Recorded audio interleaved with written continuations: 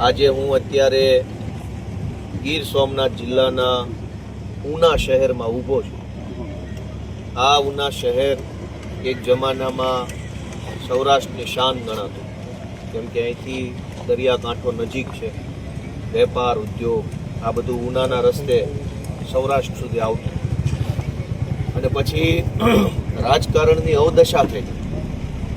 સારા માણસો એક પછી એક આ ઉના શહેર છોડીને મજબૂરીવશ નીકળતા ગયા, અને છેલ્લે જે વધ્યા એ લોકોના હાથમાં રાજકારણ આવ્યું, અને નબળા માણસોના હાથમાં રાજનીતિનો પાવર આવવાના કારણે વધ્યા ઘટ્યા સારા માણસોએ પણ રહેવા લાયક આ શહેર વધ્યું નહીં, અને પરિણામે ગુંડા તત્વો, માથાભારે માણસો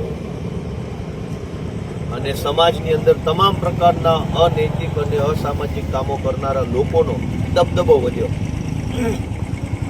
કોઈ બોલે તો પણ બીક લાગે એવા માહોલની અંદર મને કહેતા ખુશી થાય છે કે આમ આદમી પાર્ટી દ્વારા ઉના શહેરની નગરપાલિકાની ચૂંટણીમાં ઉમેદવારો ઊભા રાખવામાં આવ્યા છે।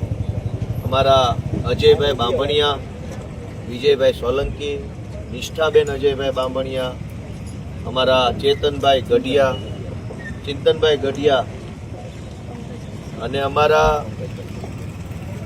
આ ઉના વિધાનસભાની ચૂંટણીમાં ઊભા રહેલા ઝાંસીની રાણી જેવા સેજલબેન ખોટ, આ બધા આગેવાનોએ જવાબદારી લીધી છે કે ક્યાં સુધી અન્યાયને જોયા કરવો છે, ક્યાં સુધી સહન કરવું છે। ચાલો આપણે આગળ ચાલીએ અને બદલાવ લાવવાની કોશિશ કરીએ।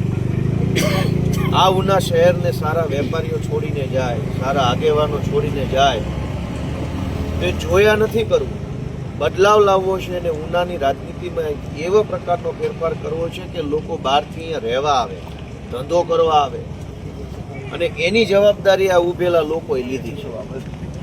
જનતા, ઉનાની જનતા, તમામ સમાજના આગેવાનો, કેમ કે જ્યારે અન્યાય થાય છે ત્યારે બધા અન્યાય થાય છે, તો ન્યાય કરવાની લડાઈમાં પણ બધા ભેગા હોવા જોઈએ।